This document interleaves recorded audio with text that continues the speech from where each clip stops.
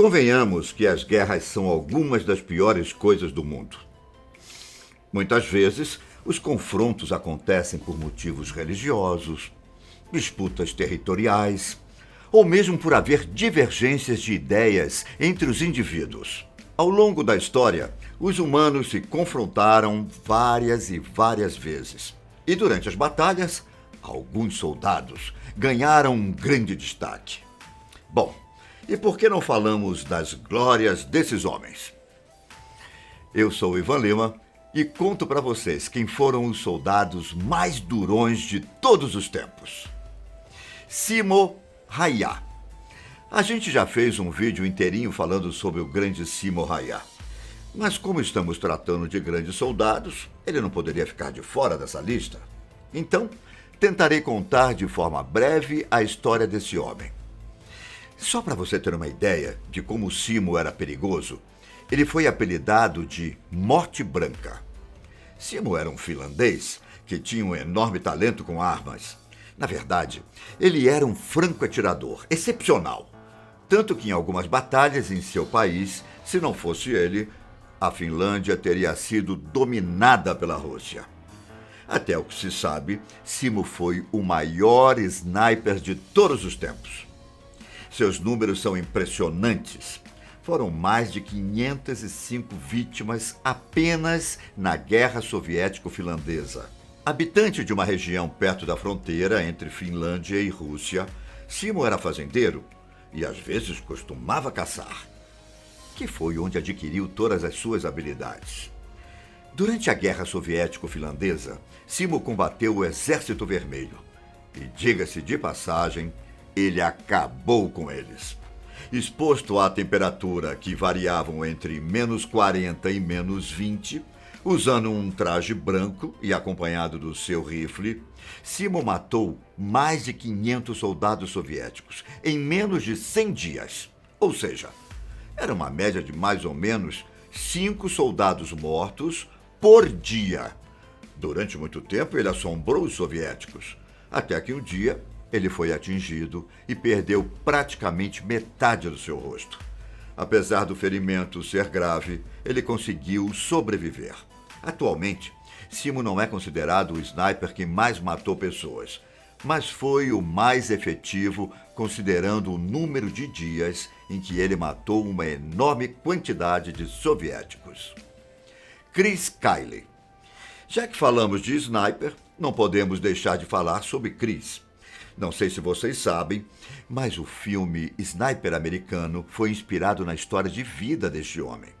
Ele é considerado pelo Departamento de Defesa americano o franco-atirador mais letal da história dos Estados Unidos, com 160 mortes confirmadas. Ele serviu durante 4 temporadas na ocupação do Iraque, sendo condecorado várias vezes por atos de heroísmo, mérito e bravura em combate. Ele ganhou até uma estrela de prata e 4 estrelas de bronze, uma medalha de comendação, 2 medalhas de conquista e várias outras condecorações e prêmios pessoais. Conhecido como lenda entre os snipers, Kyle acabou morrendo de forma, digamos assim, irônica. Em 2 de fevereiro de 2013, ele foi baleado e morto em um campo de tiro, perto de Chalk Mountain, Texas, junto com um amigo. O homem que tirou a vida de Kyle foi o veterano fuzileiro naval Ed Ray, que foi preso, julgado e condenado à prisão perpétua. Desmond Doss. Já viram como a história dos heróis de guerra costumam virar filmes? No caso de Desmond Doss, não foi diferente. Em 2016, sua história foi retratada no filme Até o Último Homem, dirigido por Mel Gibson. Só que, em vez de tirar vidas, Doss salvou dezenas de soldados. Nascido no dia 7 de fevereiro de 1919, um acontecimento marcou a infância do soldado americano. Um dia, seu pai, caindo de bêbado, teve uma discussão com o tio de Doss. Quando o pai dele sacou uma arma, a mãe de Doss conseguiu pegá-la e a entregou para o filho. Doss correu com essa arma por 2 quarteirões, antes que seu pai cometesse uma besteira. Depois disso, ele prometeu para si mesmo que nunca mais colocaria a mão em uma arma de fogo. Doss foi recrutado para o exército dos Estados Unidos em 1942. Mantendo sua promessa, ele serviu ao exército sem colocar a mão em nenhuma arma. Ele então foi inscrito no Corpo de Socorristas da 77ª Divisão de Infantaria do Exército Americano. Durante as batalhas no Pacífico, Doss mostrou ser um soldado muito valente. Ele ganhou destaque por não abandonar seus companheiros no campo de batalha. Mas foi em uma batalha em 1945 que ele ganhou fama.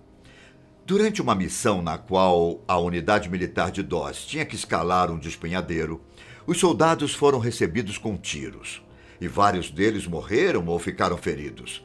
Nessa batalha, Doss conseguiu salvar incríveis 75 vidas. Ele arrastava os companheiros pelo chão, os carregava nas costas ou os puxava com cordas, mas nunca os deixava para trás. Doss recebeu uma medalha de honra das mãos do presidente Harry Truman. Doss viveu até os 87 anos de idade. Miyamoto Musashi. Nem sempre os melhores soldados carregavam metralhadoras. Assim como o caso de Doss, Miyamoto Musashi também não gostava de armas de fogo. Na verdade, sua arma favorita era a espada. Miyamoto foi um dos mais famosos samurais do Japão. Ele criou o mais importante tratado sobre estratégia japonesa, o Livro dos Cinco Anéis. Ele também criou um estilo de luta que ficou conhecido como Niten-ishi Ryu. Musashi Sensei, como é conhecido popularmente, viveu entre 1584 e 1645. Durante todo esse tempo, ele enfrentou cerca de 60 duelos e não perdeu nenhum deles. Acredita-se que ele tenha lutado a famosa batalha de Sekigahara, onde foi derrotado. Porém, ele saiu vivo do confronto.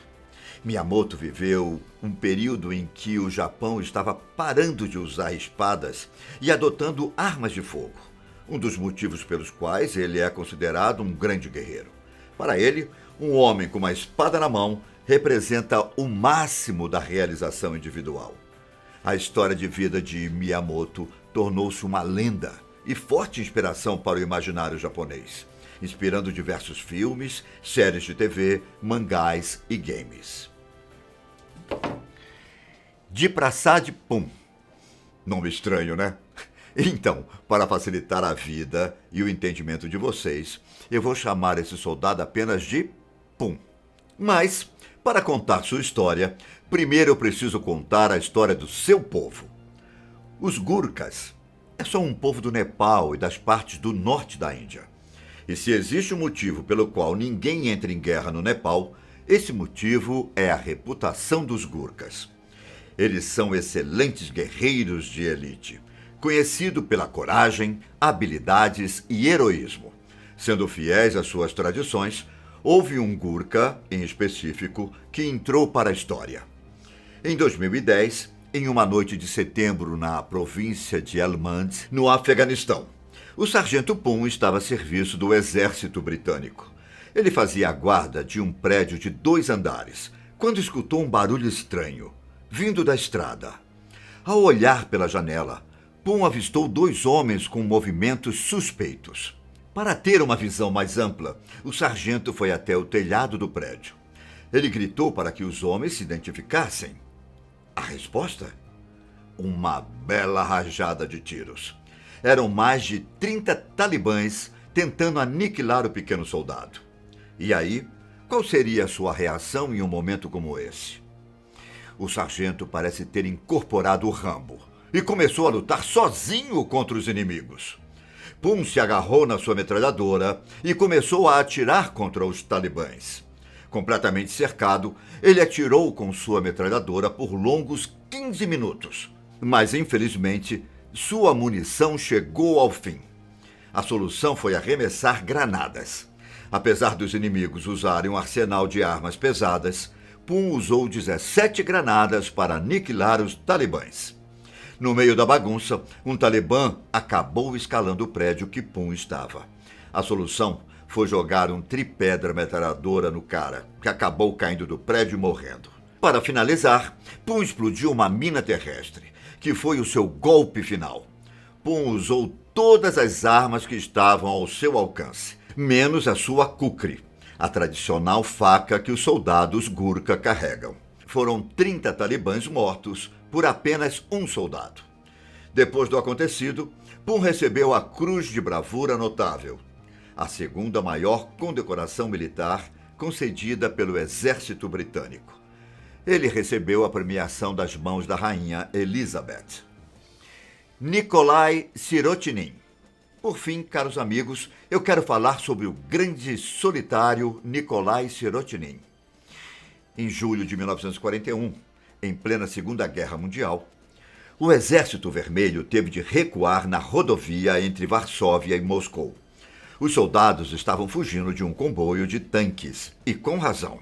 Nikolai Sirotinin, que antes de ir para a guerra era um simples operário de fábrica, estava na divisão de fuzis, cujo comandante seguiu a ordem de recuar.